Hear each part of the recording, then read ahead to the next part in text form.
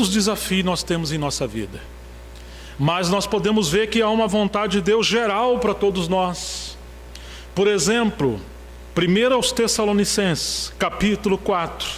Vamos lá, e nós vamos ter que ser um pouco rápido por causa do nosso tempo.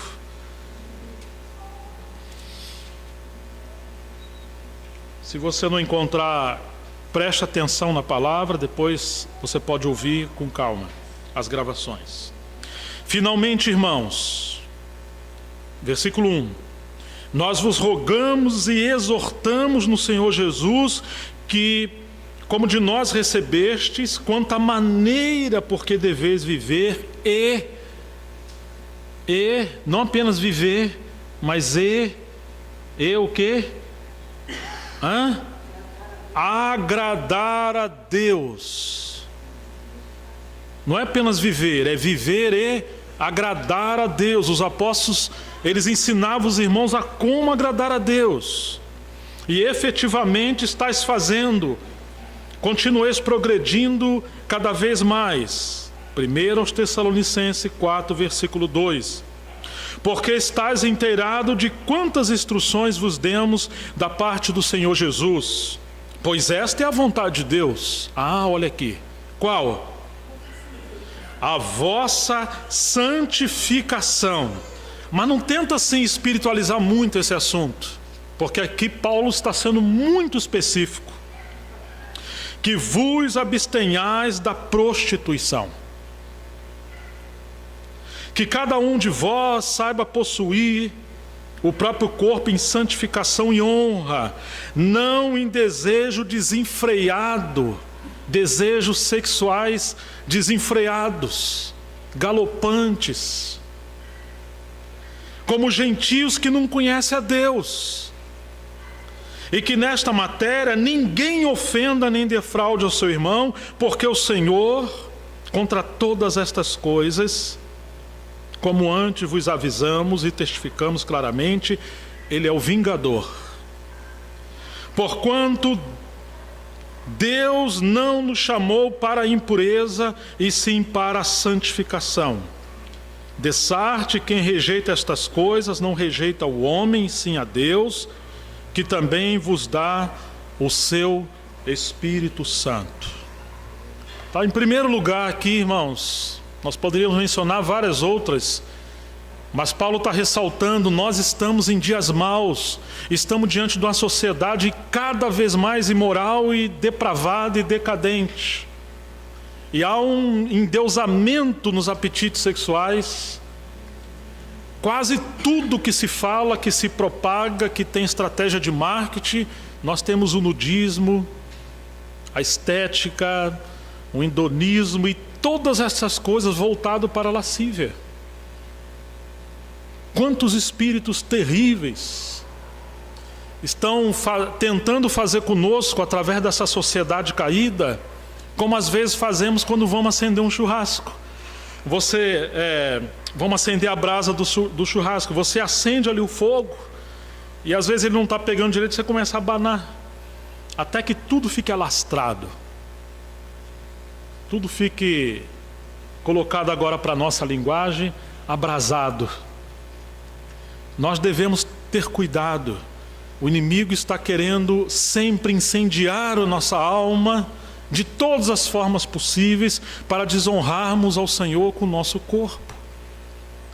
E agora ele está falando que nós não devemos viver como gentios em suas paixões desenfreadas.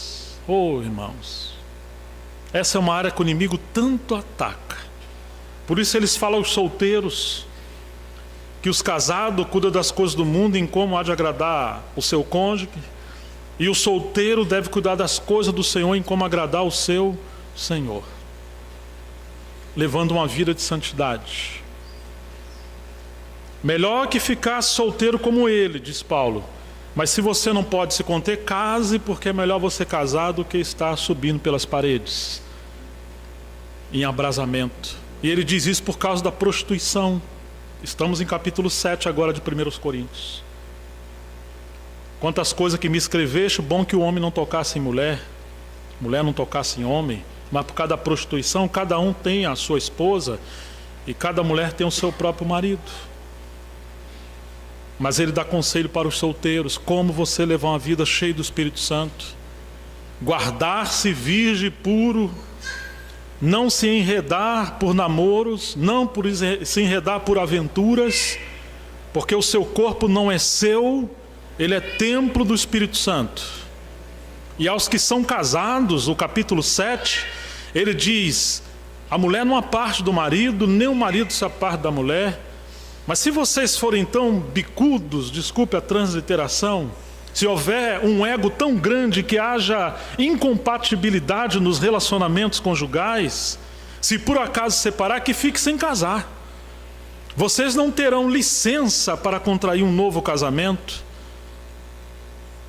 porque o homem não aceita o quebrantamento de Deus no casamento, porque que a mulher quer que ela seja sua escrava. Ou a mulher casa e quer viver como se fosse solteira, então é melhor você não casar. Quantos casam e querem viver uma vida livre para fazer o que quer? Não. Casamento, graças a Deus, é um ambiente de graça, de felicidade, quando há submissão mútua à vontade soberana do Senhor, porque o propósito final do casamento é a glória de Deus e não a sua felicidade. Mas Paulo diz que não devemos nos defraudar uns aos outros. O marido paga a devida benevolência à esposa, ou seu dever íntimo, e a esposa ao marido. Vocês não devem se separar. E também não use de artimanha para privar o seu cônjuge de supri-lo na sua intimidade, como uma barganha para você ganhar uma aposta ou um favor. Se vocês se apartarem, que seja em comum acordo, para se aplicar a oração, ao serviço ao Senhor, ou quem sabe uma viagem, abro eu um parênteses, ou qualquer uma outra coisa, um tratamento físico, uma doença, mas não deliberadamente, não por chantagem, não por negócio. Depois se juntem rapidamente, não fique separado, para que Satanás não vos tente pela vossa incontinência. Irmãos, todos estão suscetíveis ao adultério, à prostituição. O mundo está arquitetado para isso, organizado para isso. Nós estamos sendo atacados, solteiros e casados, sempre. E quando os cônjuges às vezes têm demandas e problemas e não sabem administrar, e às vezes passam tempo sem suprir a sua vida íntima, você está expondo o seu cônjuge ao adultério e vice-versa. Se há alguma debilidade, insuficiência, fraqueza, procure um médico, se cuide, se trate, mas leve isso a sério, porque Deus fala essas coisas. E quantas vezes, irmãos, as igrejas não conseguem avançar, têm dificuldade de prosperar, há um peso, quase sempre. Os problemas que permeiam a igreja, quando você vai procurando a raiz, vai, você chega, está lá na família. Relacionamentos em crise.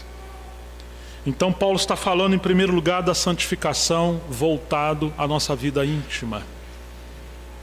Cuide do seu corpo, mas lembre-se que ele não é seu e você vai ter que dar conta dele naquele dia. Não deixe o seu apetite te governar. Seja alguém cheio do Espírito Santo, porque o Espírito Santo habita em cada um de nós. Vivamos uma vida de oração, de comunhão, de relacionamento.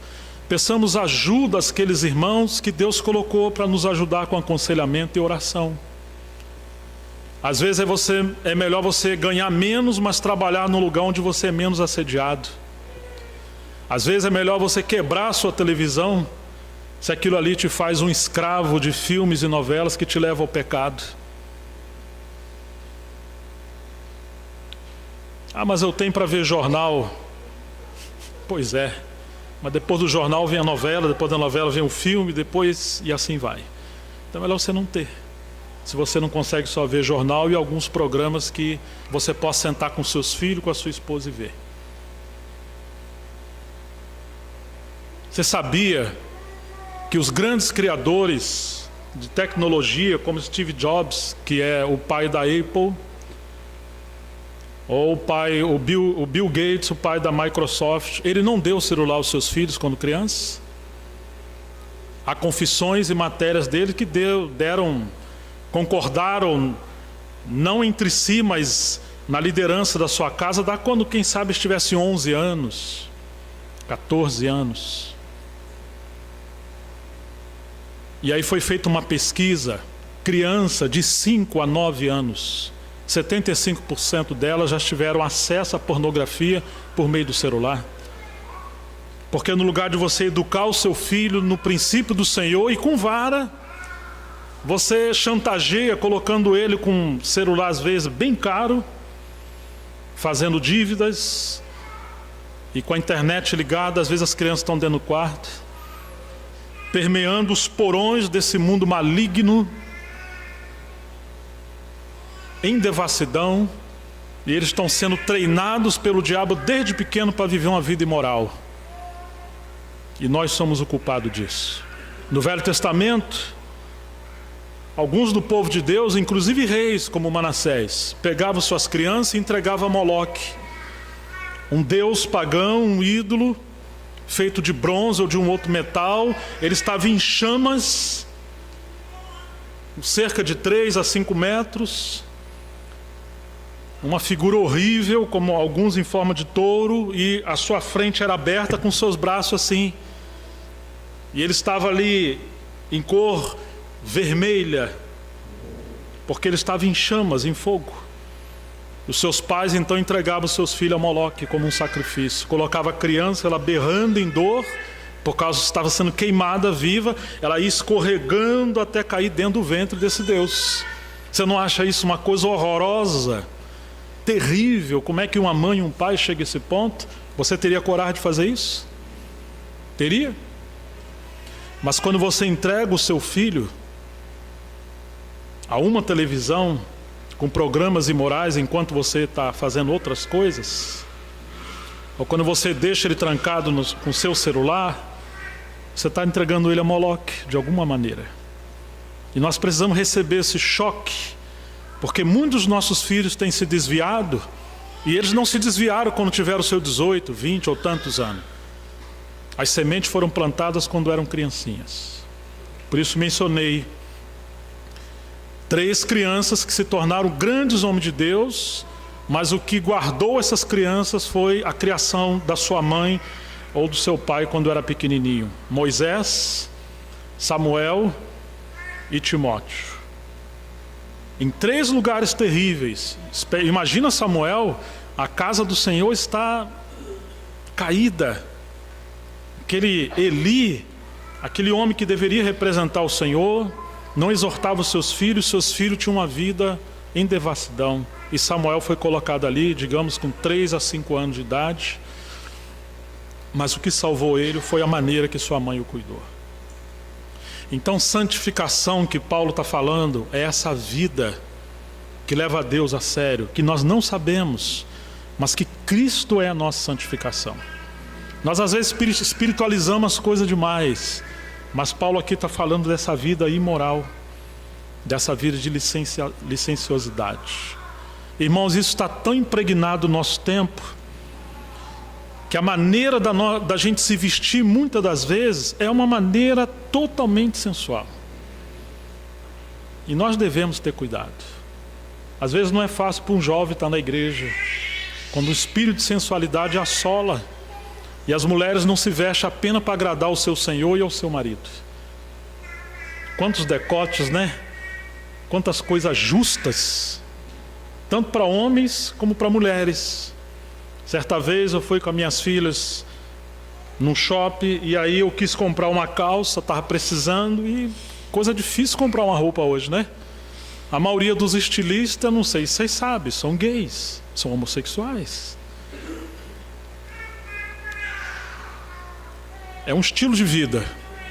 E eu comprei uma calça, minhas filhas me ajudaram, uma gracinha a calça. Aí levei para casa, e um dia eu coloquei a calça e eu ia pregar. Quando eu coloquei, eu me senti um gay.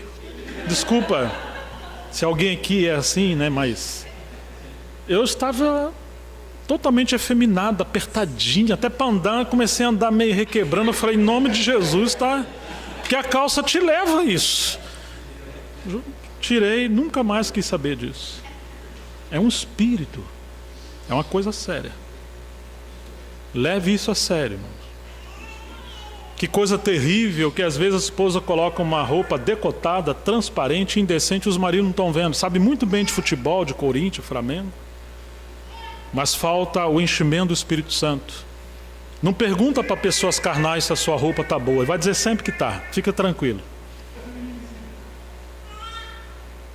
E duvide de si mesmo, porque você sozinho está muito mal acompanhado. É o pior advogado que você tem, é você. A menos que o Espírito Santo esteja governando a sua e a minha vida. Então, irmãos, em primeiro lugar, a santificação. Que Deus nos guarde dessas coisas. No capítulo 5:18 dessa carta, ele fala: em tudo dai graças, porque esta é a vontade de Deus para convosco. Não viver como os ímpios que não conhecem o Senhor. Um puritano dizia que a murmuração é o louvor a Satanás. Pode o vaso dizer ao olheiro: por que me fizeste assim? Ou nós vamos falar isso ao Criador? Nós murmuramos muito porque nós queremos fazer a nossa vontade e não a vontade do Senhor. Madame Guyon, quando estava presa, foi alguém que Deus usou no tocante à vida interior, à comunhão com o Espírito Santo. Depois de Lutero, seu único crime foi amar a Deus. E ela da prisão, certa vez falou: aprendi a amar a escuridão da prisão, porque ali eu vejo o brilho da face do meu Senhor. Ela preferia estar presa vendo a face do seu Senhor do que ser livre e perder a visão de Cristo. Ela não murmurava. A biografia dela é algo lindo que deveria ser lido por todos nós, especialmente as mulheres. Alguns acham que ela era desequilibrada, digamos uma masoquista, alguém que atrai sofrimento a si. De fato, em alguns pontos foi exagerado, mas era o seu contexto de misticismo e piedade na época. Mas seu grande desejo era fazer a vontade de Deus. Quando Paulo está preso, escreve a Timóteo, ele fala: Jesus Cristo, nossa expectativa, nossa esperança. A maior expectativa de Paulo não é só a liberdade. A maior expectativa de Paulo era o Senhor Jesus, encontrar o Senhor. Hoje nós oramos para fugir da tribulação, para fugir de pessoas, de contexto, de tantas outras coisas. Mas a nossa oração deveria ser: Senhor, qual é a tua vontade? Não me permita sair disso, se isso for infringir a tua vontade, e eu escapar da tua vontade para fazer a minha própria vontade. Nós vimos que o nosso Senhor, Ele é o modelo de como fazer a vontade de Deus. Isso nós falamos na primeira mensagem. Nós vamos ver agora capítulo 4 de 1 Pedro.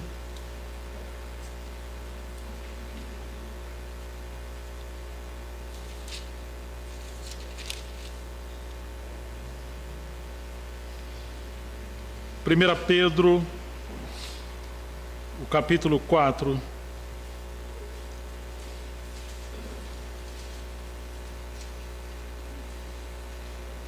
Versículo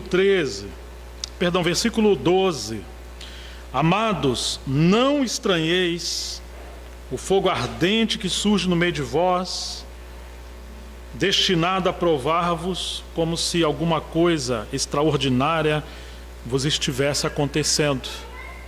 Eu não sei se vocês lembram, outra vez que eu estive aqui, eu falei do incêndio em Roma, que 14 bairros grandes em Roma haviam, 10 foram queimados no incêndio que Nero propagou ali, aquele louco, e 4 foram poupados, e como a estratégia dele deu errada, de estratégia política, colocaram a culpa nos cristãos.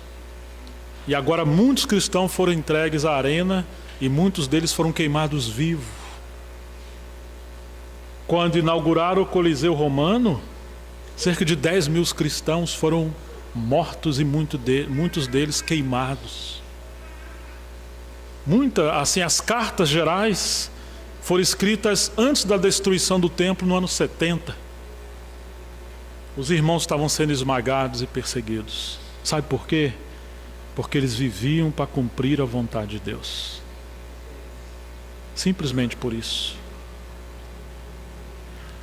Pelo contrário, verso 3: alegrai-vos na medida em que sois co-participantes dos sofrimentos de Cristo, para que também na revelação de sua glória vos alegreis exultando. Se pelo nome de Cristo sois injuriados, bem-aventurados sois, porque sobre vós repousa o Espírito da glória e de Deus.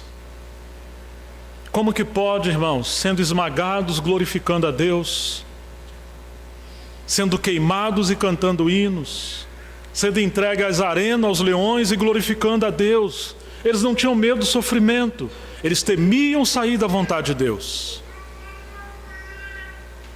Sobre vós repousa o Espírito de sua glória. Oh, irmãos, é isso que falta hoje em nós, sermos cheios desse Espírito. Mas sabe por que somos tão pobres do enchimento do Espírito Santo? Porque nós fugimos da disciplina de Deus e da vontade de Deus.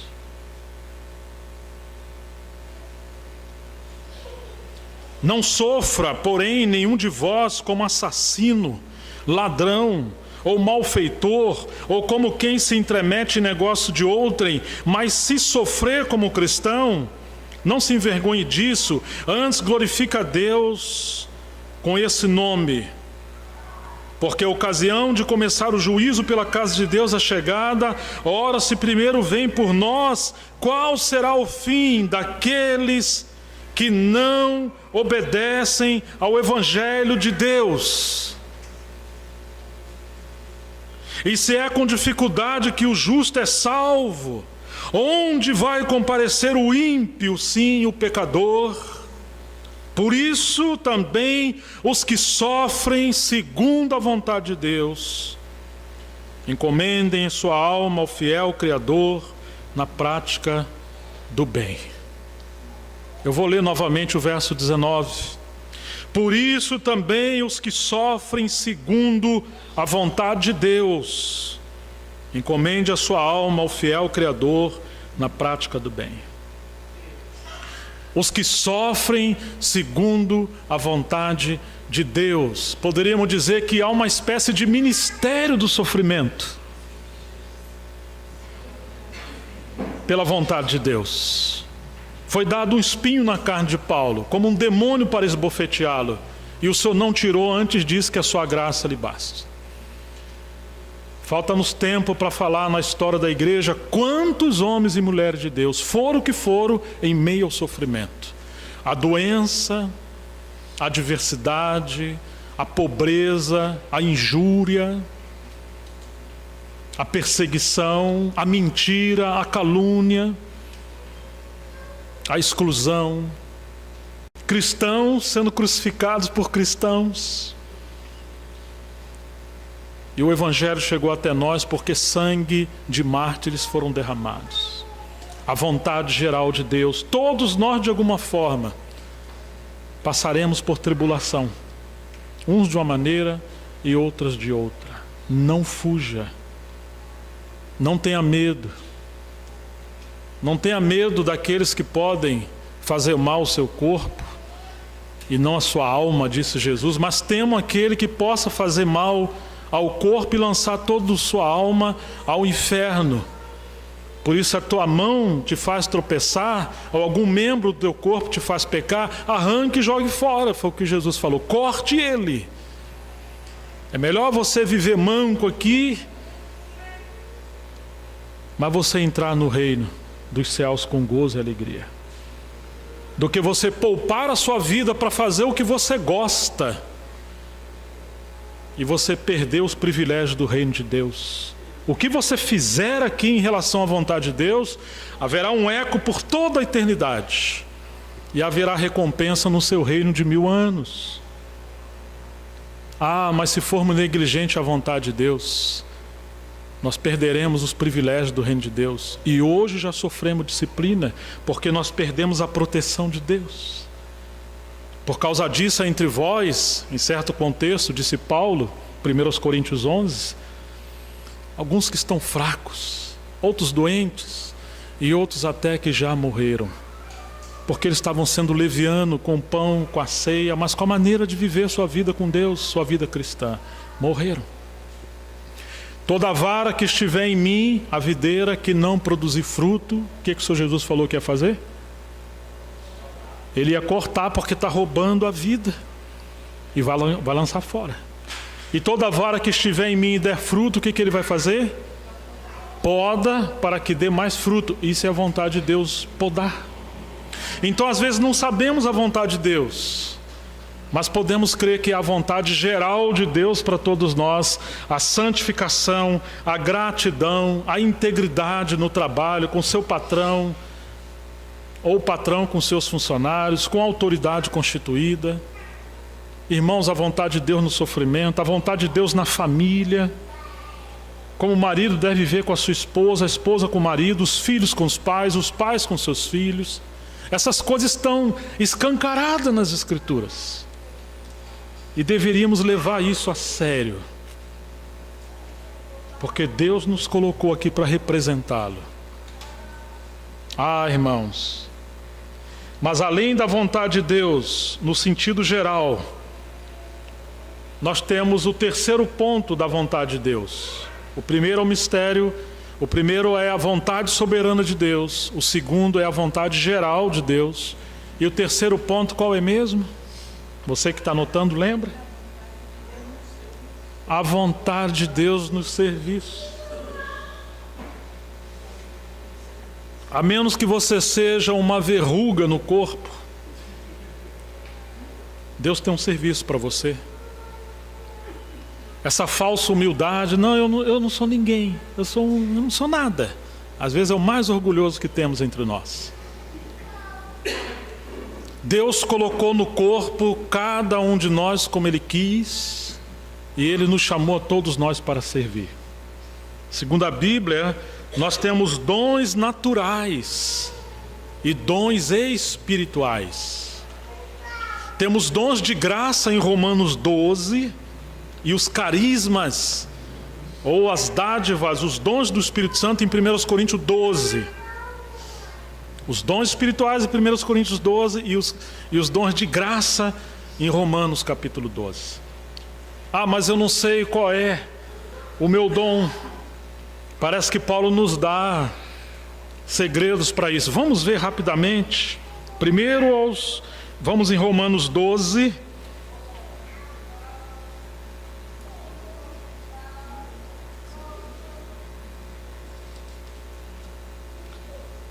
O versículo 3, Romanos 12, versículo 3, nos diz assim: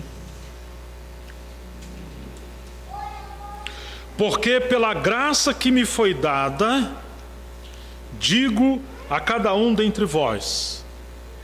Pense um pouquinho antes. Paulo está dizendo, porque pela graça que me foi dada.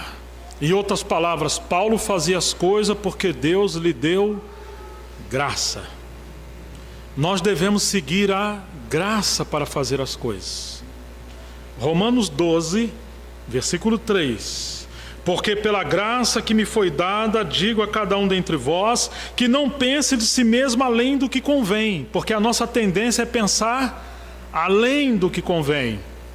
Ou nós excedemos a nossa imagem, ou nós reduzimos, diminuímos, e nós vivemos depreciando aquilo que somos.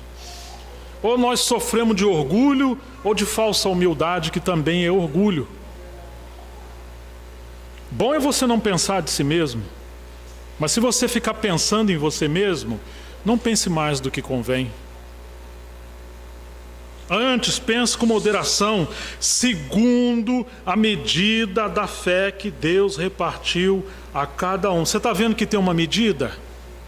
Porque assim como num só corpo temos muitos membros, mas nem todos os membros têm a mesma função, assim também nós, conquanto muitos, somos um só corpo em Cristo e membros uns dos outros. Tendo, porém, diferentes dons, segundo a... Olha aí, irmãos, o segredo. Você tem dom onde você tem graça. Por que muitos não encontram o seu dom? Porque eles estão querendo fazer coisas que eles acham melhor fazer, mas não estão procurando fazer as coisas que eles têm graça, facilidade para fazer. Às vezes você tem graça para cuidar de idosos, mas você não quer. Você quer pregar. Às vezes você tem graça para cuidar de pessoas, mas você não quer. Talvez isso seja meio humilhante. Às vezes você tem graça para auxiliar pessoas, mas você não quer. Você quer ter o seu ministério onde as pessoas auxiliem você. Siga a graça e aí você encontrará o seu dom. Faça de tudo que você puder para servir como ao próprio Senhor. E quando você estiver fazendo as mínimas coisas que o Senhor te colocar na frente, você vai encontrar onde a graça flui mais. E onde ela começa a fluir mais, certamente aí estão os seus dons. Mas quando você quer fazer coisa que ali você não tem graça, significa que haverá uma desgraça. Ainda que você acredite que Deus te chamou para aquilo, mas o corpo não está sendo alimentado, edificado, testificado. Siga a graça. Tendo, porém, diferentes dons, segundo a graça que nos foi dada. Se profecia ou se falar por Deus, seja segundo a proporção da fé. Não vá além. Se ministério, ministrar aqui é serviço. Serviço. Dediquemo-nos ao ministério. Ou que ensina, esmere-se no fazê-lo. Ou que exorta, faça-o com dedicação. O que contribui com liberalidade. Eu encontro gente orando, pedindo vários tipos de ministério. Você já viu alguém orando: Senhor, me dá o ministério de contribuir? Me dá o dom de contribuir? De ganhar dinheiro para ofertar, para servir? Você já encontrou isso? Está todo mundo meio triste agora. Mas Paulo está dizendo que tem gente que tem isso aqui, tem membros. E quanto mais você for fiel, por exemplo, quanto mais você ensinar com dedicação, mais o Senhor abre a porta da palavra para você, a revelação. Quanto mais você servir, mais o Senhor te dá para você servir. E quanto mais, se você tem essa graça de contribuir, o Senhor prometeu a alma generosa. O que o Senhor disse que vai fazer com ela? Ela prosperará. Isso aqui é graça, irmãos. Quando alguém ensina, ele está ensinando também diretamente outros a ensinar. Quando alguém contribui, é um dom que não é só para contribuir, mas é para levar o corpo a contribuir. Eu morei num lugar que tinha um irmão que uma vez estava triste falando comigo. E ele falou assim: irmão, eu não sei fazer nada, eu acho que eu não tenho dom. Eu vejo vocês pregando, outro fazendo isso, aquilo, outro toca também, eu não sei fazer nada. Nem falar direito eu não sei. Eu falei: é mesmo? Você acha que não tem dom nenhum? Ele falou: não tem não. E estava triste. Eu falei: me diz uma coisa. Você às vezes vai lá naqueles bairros pobres lá, né? E depois você procura os irmãos, porque ele era pobre. E você vai vendo quem tem sapato que pode ofertar, coberta, casaco, e leva lá para aquelas crianças, né? E fala: eu faço isso. Quem pediu para você fazer? Ué, ninguém, irmão. É uma coisa que eu não consigo ver aquelas criancinhas lá. Eu sei que o frio está vendo. Eu falei: quem falou para você que casa de fulano Beltrano tem goteira? E quando vem obreiro de fora, quem pediu para você pegar a sua bicicleta e ir passando na casa dos irmãos para pegar? Aí ele pediu: irmão, você pode contribuir com alguma coisa? Não dá feijão, banana, ovos. E ele chegava na casa dos irmãos que estavam hospedando e falou: isso aqui é uma oferta da igreja. Mas ninguém pediu para você fazer isso. Eu falei: ninguém pediu não. Eu falei: pois é, você sabe o que é isso? Não. Eu falei: isso é o dom de repartir. Você reparte o que você tem, mas você também está mobilizando o corpo de Cristo a repartir. Isso é um dom. Mas às vezes nós temos esse problema de que achar que dom é só aquele dom de falar ou algum outro dom. Você sabia que hospitalidade também é um dom? Ainda que todos nós devemos ser hospitaleiros. Paulo fala da sua mãe, em Romanos 16, que cuidava dele. E também Febe, que passou a ser uma diaconisa. que cuidava das contribuições e dos necessitados. E tinha o dom de hospitalidade de honrar e servir as pessoas. Mas não é só para ela receber, é para ensinar os outros também a contribuir e a receber. Quando alguém recebe alguém na sua casa, que vem pela obra de Deus, por mais que as outras casas não recebam, mas você pode ir lá fazer uma faxininha. Quem sabe fazer um bolo, pode fazer um bolo. Ou você pode cozinhar. Ou quem sabe lavar e passar a roupa dos irmãos e as irmãs que servem. É a igreja que tem que receber, não é uma casa só que recebe. Toda a igreja pode se mobilizar ou ofertar para a gente honrar o Senhor que está enviando irmãos e irmãs. Eu não falo isso por causa de mim, mas porque o normal é a gente receber e hospedar. E isso é um dom. Que coisa maravilhosa, não é isso, irmãos? Então ele aqui está falando disso. O que contribui com liberalidade, o que preside com diligência. Presta atenção, para que as coisas sejam conduzidas conforme o Senhor. Quem exerce misericórdia com alegria, e o amor seja sem hipocrisia. Agora, isso aqui poderíamos chamar de dons de graça. Claro que o Espírito Santo está aqui, claro que aqui também tem dom espiritual, mas aqui é muito mais você perceber aquelas coisas que o Senhor te dá condição de você fazer e que você deveria exercer o seu talento natural também para servir o Senhor. O capítulo 12 de 1 Coríntios, versículo 4, os dons espirituais. Ora, os dons são diversos, mas o Espírito é o mesmo. E também há diversidade nos serviços, mas o Senhor é o mesmo. E há diversidade nas realizações, mas o mesmo Deus é quem opera tudo em todos.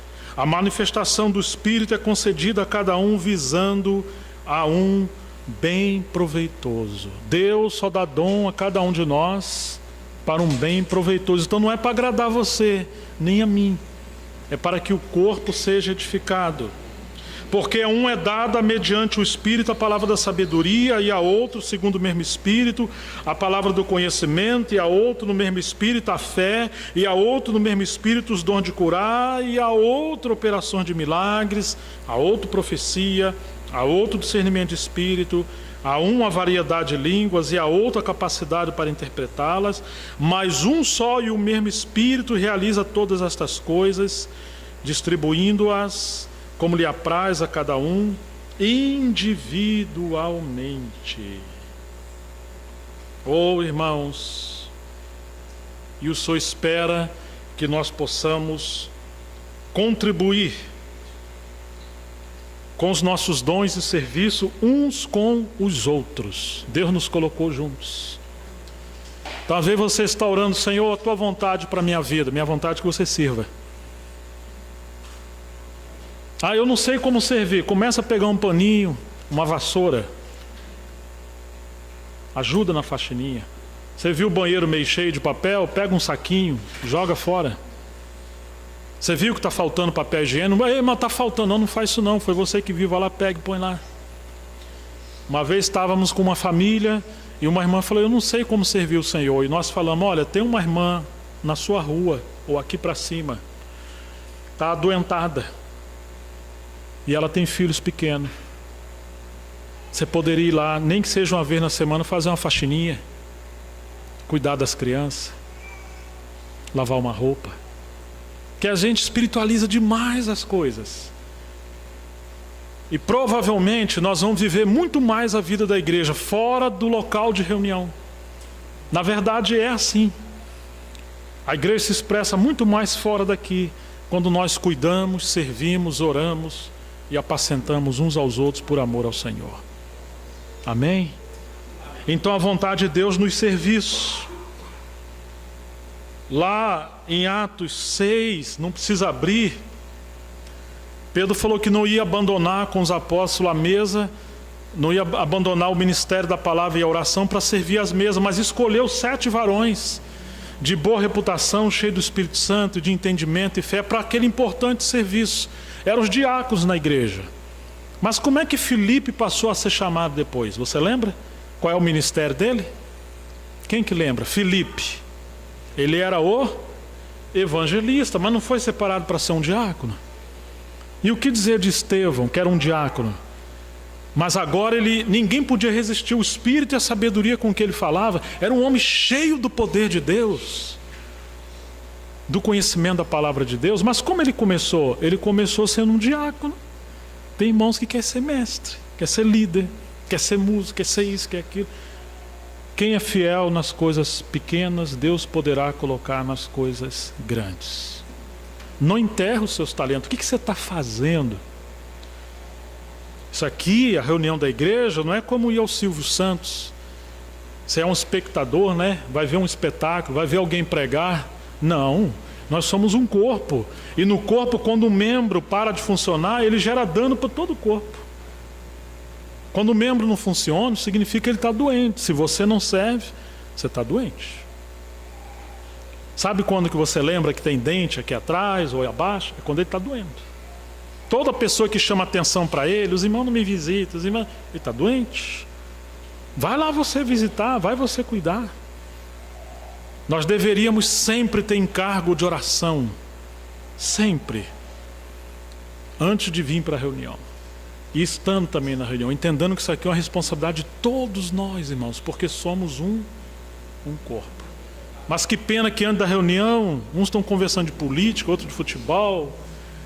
Tem, às vezes, pessoas que levam revista para vender cosmética e tudo, uma confusão. Ô, irmãos, faz isso depois, lá fora. Vai visitar sua irmã, seu irmão, vocês são livres para isso. Mas quando o povo de Deus se ajunta, como é que pode, depois de uma palavra com tanto peso... Aí está levando batom, calcinha, com sutiã. A gente vê isso normal. O outro falando que o Flamengo é big, não sei o que, campeão. Por isso que nós estamos tão pobres do Espírito Santo. É chato ter que falar essas coisas, né? Mas o Senhor precisa nos exortar, nos encorajar, né? Então, irmãos, a vontade de Deus nos serviços. Teve um varão, capítulo 4 de Colossenses, verso 17, não precisa abrir. Paulo diz assim: dizei Arquipo, atente para o ministério que você recebeu do Senhor, para que o cumprais. Cumpra o teu ministério. A Timóteo ele fala: desperte o dom que há em ti, que te foi dado por meio de profecia e de imposição de mãos, das mãos de Paulo e do presbitério. Inflame o dom de Deus que há em ti. Pegue fogo. Não enterre o seu dom. O Espírito Santo te deu isso para você servir. Você tem que ser cheio do Espírito Santo. Mas nossa tendência é ir diminuindo, esvaindo e até... Quantas vezes vem vontade de você visitar uma irmã e um irmão, falar: mas eu não sou um pastor. Irmãos, vai lá visitar. Porque o pastor que mora em você quer apacentar aquela ovelha. Simplesmente precisa orar e amar e cuidar uns dos outros. Então nós temos essa questão da vontade de Deus nos serviços. O tempo nos faltará para falar da vontade de Deus nas circunstâncias. Mas nós temos que tomar decisões sempre. Em 1 Crônicas, capítulo 14, você só anota, Davi entendeu que Deus o honrou como rei, tudo estava dando certo na vida dele. Mas os filisteus, quando souberam disso, vieram atacá-lo com força. E aí o que aconteceu? Davi buscou o Senhor: Senhor, subirei contra ele. Ele falou: sobe que eu sou contigo. E ele foi. E venceu a guerra. Mas daqui a pouco eles vieram contra ele de novo. Sabe o que Davi fez? Ele não subiu contra eles do mesmo jeito que foi na primeira. Ele foi buscar o Senhor. Senhor, subirei contra ele. Não sobe não. Você vai de outra maneira, vai dar a volta. E o Senhor criou uma estratégia de guerra diferente. Ele encontrou a vontade de Deus nas circunstâncias. Para cada circunstância, devemos encontrar a vontade de Deus. Deus nos deu a unção para conhecer a sua vontade. E eu vou terminar apresentando pelo menos 7 princípios que apontam que estamos na vontade de Deus. Eu vou falar um pouquinho rápido, mas vou deixar isso com vocês, especialmente em relação às circunstâncias quando não sabemos o que fazer. Em primeiro lugar, isso não está em ordem, mas eu vou mencionar convicção interior. Em Hebreus 11, versículo 1, diz que a fé é a certeza das coisas que se esperam e a convicção de fatos que não se veem. Em primeiro lugar, é quando você tem convicção que o Senhor quer que você faça algo, que você vá para tal lugar, ou que você contribui no seu dom, ou de alguma forma que você não faça a coisa, você passa a ter uma convicção. Mas em segundo lugar, eu diria que o segundo ponto que aponta que você está na vontade de Deus são as Escrituras. Deixa eu tentar parafrasear isso aqui. Sabe quando um navio está vindo à noite, tudo escuro, ele tem que atracar lá no porto. Meu Deus, ele tem tudo para bater nas rochas, tem tudo para bater no cais, mas ele tem que ver as lâmpadas de onde ele vai ter que estacionar, alinhada como se fosse uma só. Digamos que tenha 7 lâmpadas ali. Se elas estiverem uma do lado do outro, significa que tem ele vai bater de frente ali.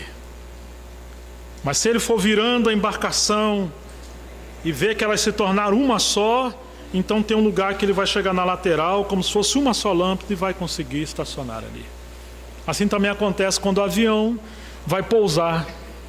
A pista de longe, claro que hoje tem a tecnologia, mas os bons pilotos antigos viam as lâmpadas uma na frente da outra, até como se fosse uma só. Digamos que nós temos 7 lâmpadas que apontam a vontade de Deus. Você não pode quebrar nenhuma. Você pode causar um acidente na sua vida. Em primeiro lugar, a convicção. Em segundo lugar, as Escrituras. Nunca a vontade de Deus vai entrar em contradição com as Escrituras. O Atmani diz que uma jovem pediu que ele orasse porque ela estava sendo afeiçoada por um rapaz que não era cristão. Ora por isso. E ele falou abertamente que isso seria contraditório às Escrituras. Mas depois ela orou e pediu para orar porque ela casou com ele. Ele falou: eu sinto muito, não tenho mais nada para falar e nem para fazer. Apenas pedir que Deus tenha misericórdia de você. Por quê?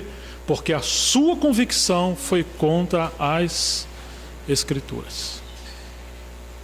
Então, muito cuidado com a sua convicção. Uma primeira lâmpada, porque enganoso é o coração do homem mais do que todas as coisas, quem o conhecerá?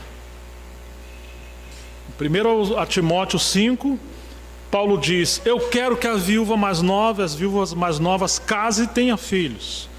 Mas depois ele diz: não coloque a viúva mais nova na sua lista para receber a contribuição da igreja. Porque quando elas se tornam levianas contra Cristo, elas querem casar ainda após Satanás. Ué, Paulo, você acabou de falar que quer que a viúva case e gere filho, e agora você está dizendo que quando elas querem casar, estão indo atrás de Satanás e traindo o seu primeiro marido, que é Cristo. Como que é isso, Paulo? Você já viu isso na Bíblia?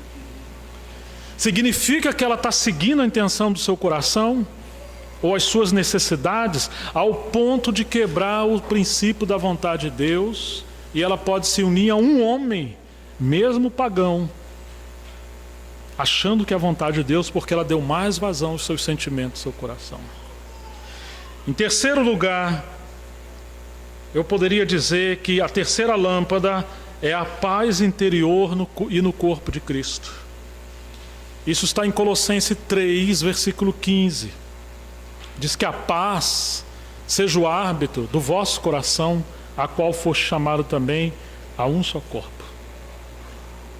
Sabe quando um jogador está vindo correndo, vai lá, faz um gol, daqui a pouco ele está comemorando, o juiz fala assim: não valeu não. Por quê? Aí um bandeirinha levantou lá a bandeira. O que significa? Está impedido. A paz, quando você está fora da vontade de Deus, é uma bandeirinha que Deus levanta e toca a sua consciência. Ei, você passou o limite. Não faça isso. Não faça. Mas o outro fez. O outro pode, mas você não pode. O proprietário residente que habita em você não deixa. Não adianta você ter convicção e achar um texto bíblico. Às vezes você perdeu a paz. Tome muito cuidado com isso, irmãos. Em quarto lugar, Provérbios 11:14 diz que... Vamos ver esse versículo porque ele é muito importante. E eu queria que você guardasse ele. Nós já estamos chegando ao final. Provérbios capítulo 11.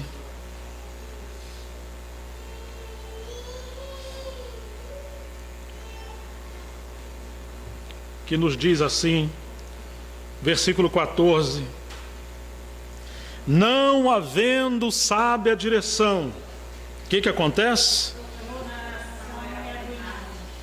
Toda nação é arruinada, o povo cai, mas na multidão de conselheiros há segurança. Então eu diria que o próximo princípio, o quarto princípio, a quarta lâmpada, é conselhos maduros. Honra teu pai e tua mãe, honra os presbíteros, honra os seus pastores, honra aquelas pessoas que Deus colocou do seu lado. Às vezes ele não é um pregador, não é um mestre, mas ele tem experiência e cicatriz na vida, nas suas costas. Se você não ouve conselho, cuidado que seu coração pode estar te enganando, mesmo você achando uma base na Bíblia. Em quinto lugar, isso aqui eu acho tão importante, é a confirmação do Espírito no corpo de Cristo. Se você congrega no lugar, você deveria acreditar que a igreja é a casa de Deus, onde o Espírito Santo habita, e quando você está na direção de Deus, sabe o que acontece? Você tem convicção interior, você tem o testemunho da Escritura, você tem a paz, você tem o conselho dos anciãos. Ah, irmãos, mas a igreja está se alegrando, a igreja testifica. Quantas das vezes as pessoas tomam decisão, irmão, eu vou me mudar, apareceu um trabalho bom, mas aquilo não tem um testemunho. Ou alguém vai se relacionar com uma pessoa, mas aquele negócio não entra. Uma vez um irmão ia comprar um caminhão, louro, juntou o dinheiro, estava feliz. Aí já ligou para a pessoa, o negócio estava praticamente fechado. Era no outro dia que ia entregar o caminhão para ele. Ele foi numa reunião, isso foi lá no Rio de Janeiro. Reunião de oração. E quando eles estavam na reunião de oração, ele pediu que os irmãos orassem, que ele estava muito feliz que no outro dia ele ia pegar o caminhão, e era um valor muito alto, era um caminhão muito grande. Uma irmãzinha se levantou e falou: eu tenho algo para falar para você. O Senhor me deu uma visão. Eu vi você negociando um caminhão, depois você era preso porque aquele caminhão é roubado. Não faça isso, irmão. Mas faz assim, no lugar de você já ir com dinheiro, pode ser que essa visão seja minha, mas eu sei que foi o Senhor. Vai fazer prova. E o irmão levantou com outra pessoa mais expert e foi investigar e pegou os caminhos e foi descobrir que aquele caminhão fazia parte de uma quadrilha que era assim, especializada em adulterar chassi e tudo, e aquele caminhão era roubado. Quantas vezes a gente faz coisa que o corpo de Cristo não respalda, né? Não estou querendo dizer que os irmãos vão controlar a nossa vida, mas anote isso aí. Atos 13, de 1 a 4, não precisa ler. Você lembra que Paulo foi chamado ao ministério no caminho de Damasco? Mas agora ele está no capítulo 13, ele está em Antioquia. E o que o Espírito Santo falou ali? Eles estavam orando, ministrando com jejum e oração, aqueles 5 ministros que estavam ali, profetas e mestres. O Espírito Santo falou: separai-me agora a Barnabé e a Paulo para a obra que os tenho chamado. É agora. Antes o Senhor chamou Paulo para o ministério, mas agora ele está enviando ele como apóstolo. É como alguém que já sabe dirigir, mas não tem autorização porque não tem a carta. Ele precisava ser enviado pelo corpo, e eles impuseram as mãos sobre Paulo, e no verso 4 de Atos 13, diz assim: e descendo eles, ou sendo enviado pelo Espírito Santo, desceram até... Então o Espírito Santo enviou, mas pelo corpo. Quando chegamos em Atos 20, Paulo está indo para Jerusalém, e ele fala: eu sei que lá me esperam cadeias e tribulações e prisão. É o que o Espírito Santo está me falando de cidade em cidade. Até que ele chega na casa de Filipe, o evangelista. Ele tem 4 donzelas que profetizavam, mas veio Ágapo, um profeta, tomou o cinto de Paulo e falou: assim farão a esse varão de quem é esse cinto. Ele vai ser preso. O que é isso, irmãos? O Espírito Santo está falando através do corpo de Cristo. Então não corra, peça oração, se sujeite, porque se o Senhor estiver contigo, o corpo de Cristo vai te abençoar. Essa paz, isso eu falo numa igreja que está seguindo a liderança do Espírito Santo. Se é uma igreja também cheia de ativismo carnais, isso não vai acontecer. Que Deus faça isso conosco na nossa assembleia.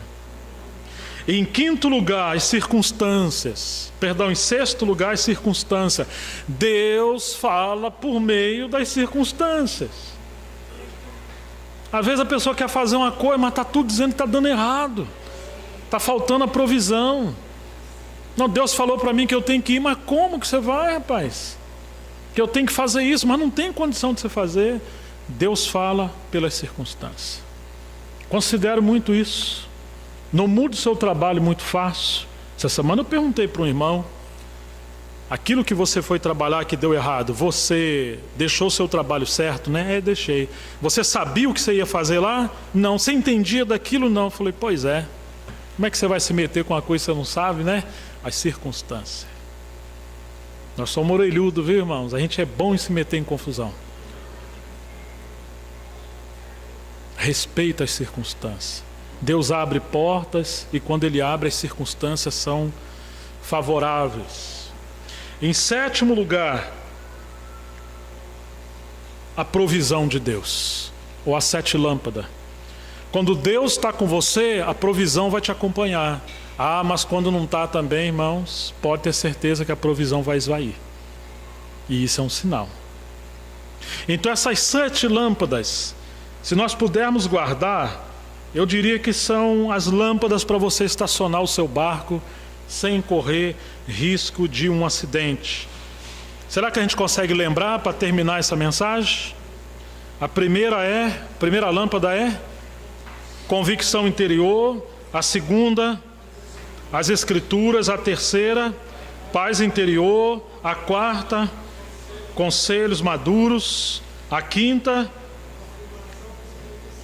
no corpo, a sexta e a sétima. Sobre essa provisão, Davi falou assim: o Senhor é meu pastor, nada me faltará.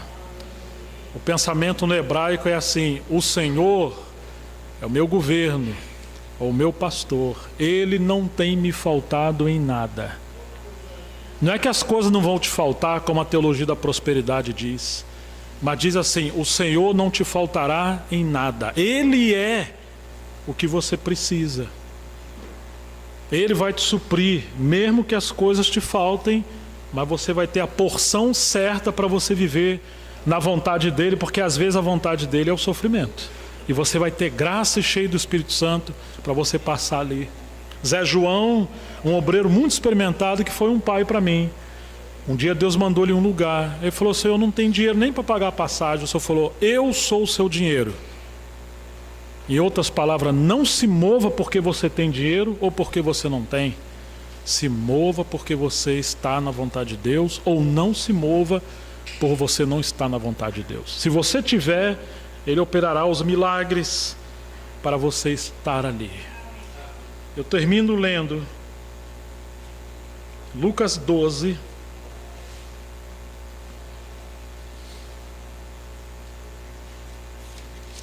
versículo 42. Disse o Senhor: quem é, pois, o mordomo fiel e prudente, a quem o Senhor confiará os seus conservos para dar-lhes o sustento a seu tempo? Bem-aventurado aquele servo a quem o seu Senhor, quando vier, o achar fazendo assim, ou seja, servindo. Verdadeiramente vos digo que lhe confiará todos os seus bens. Lucas 12, 45. Mas se aquele servo, qual servo? O servo fiel e prudente, não é outro servo.